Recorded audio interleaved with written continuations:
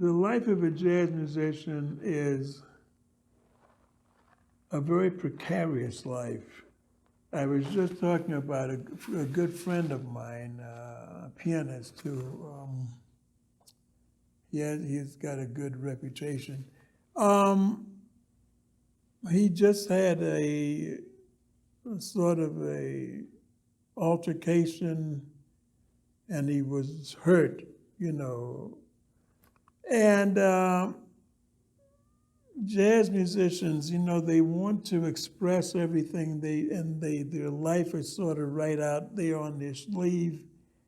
But we live in a world which you can't always be that way. I mean, playing is great, but you can't live your life like you're on the bandstand because you have to live a different life when you're off of the bandstand in the sense of speaking. You have to be a little more conformist. And most jazz musicians find that difficult.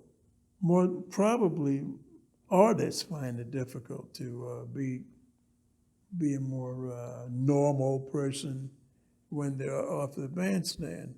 So the life of a jazz musician is a difficult life because you want to play, you want to get to the inner spirit, and sometimes you drink or you use drugs or you smoke a lot, or you do all these things to try to get the spirit out.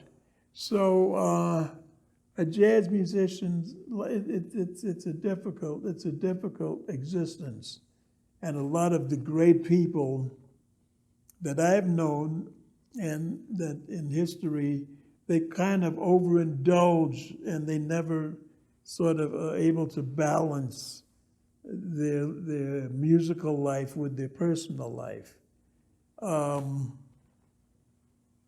Maybe it's not necessary to do that. That's another question. I don't know, but I'd like to see young musicians coming up that don't smoke and that don't drink to excess and don't use drugs and don't sort of debilitate themselves. I think that's where we should go. I think that's what guys should be doing. I don't think you have to drink and use drugs to play good jazz, but that's been the model for so long that a lot of guys get caught up in that.